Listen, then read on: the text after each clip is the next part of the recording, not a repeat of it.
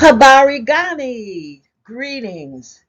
This is Mama Fatima coming to you from the New Orleans chapter of the National Coalition of Blacks for Reparations in America. And we thank you for gathering with us right now in the midst of year 2022's Kwanzaa observance. And what a wonderful, uplifting 7-day long Karamu or joyful gathering for all it is. But that's not all it is. Today, in Cobra's New Orleans chapter, is taking the time to talk with you about what this now internationally celebrated African based cultural observance really means. You see, the reality of Kwanzaa is more than just a yearly holiday celebration that happens between December 26th and January 1st. The 7 principles of Kwanzaa, or Nguzu Saba, are a prescription for healing and repairing the injuries caused by the lingering effects of African slavery, discrimination, and oppression in the USA.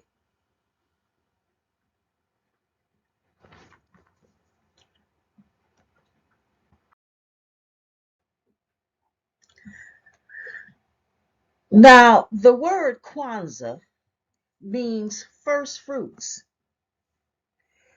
in Swahili and is a traditional celebration with origins in East African civilizations.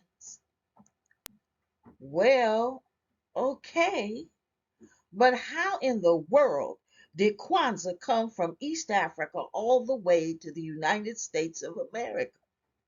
The answer to that question takes us back in the day to the second half of the 20th century when Kwanzaa observances first began in the USA.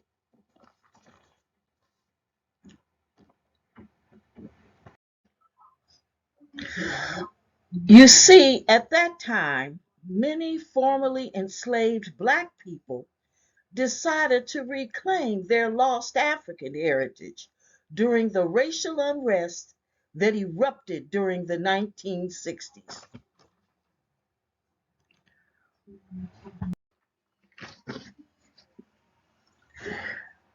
It was during that stormy period of social change that the USA's observance of Kwanzaa was founded and initiated by Dr. Molana Karinga in 1966.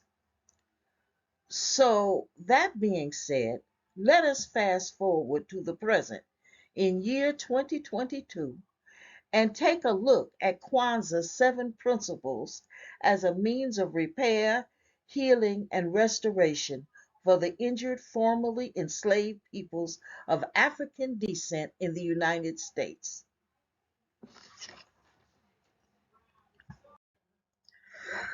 Now, it's important for us to recognize that African slavery in the USA was not just some back in the day event that happened on one day and went away the next. Oh no.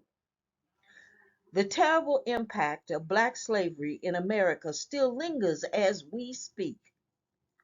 Therefore, the National Coalition of Blacks for Reparations in America has identified 5 areas of injury that continue to threaten the present and future survival of the USA's formerly enslaved peoples of African descent. So, right now, if you're patient and bear with us, we're going to take a look at those identified injuries. And we're also going to explain how Nguzu Saba or Kwanzaa's 7 principles can help us remedy those crucial Black survival problems. 5 areas of injury that threaten the survival of the formerly enslaved injured parties of African descent include the destruction of peoplehood, nationhood, cultural identity and self-determination, inferior education, limited access to adequate health care, mass incarceration, imprisonment, calculated and systematic intergenerational poverty due to denied economic opportunities. In Nguzu Saba, 7 principles: Umoja, unity; Kujichangalia, self-determination; Ujima, collective work and responsibility; Ujama, cooperative economics; Nia, purpose; Kumba, creativity; Imani, faith.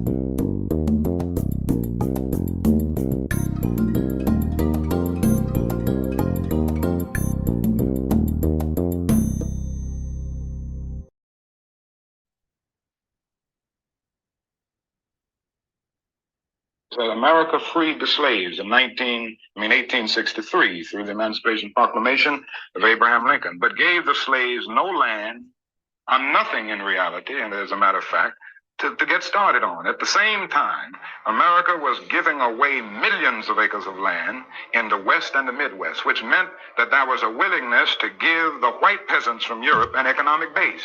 And yet it refused to give its black peasants from Africa, who came here involuntarily in chains and had worked free for 244 years, any kind of economic base. And so emancipation for the Negro was really freedom to hunger. It was freedom to the winds and rains of heaven. It was freedom without food to eat or land to cultivate, and therefore it was freedom and famine at the same time. And when white Americans tell the Negro to lift himself by his own bootstraps, they don't look over the legacy of slavery and segregation. I believe we ought to do all we can and seek to lift ourselves by our own bootstraps. But it's a cruel jest to say to a bootless man that he ought to lift himself by his own bootstraps. And many Negroes, by the thousands and millions, have been left bootless as a result of all of these years of oppression and as a result of a society that deliberately made his color a stigma and something worthless and degrading. Well, you stood on the Lincoln Memorial that day in August, 63, and you said I had a dream. But I must confess that that dream that I had that day has at many points turned into a nightmare.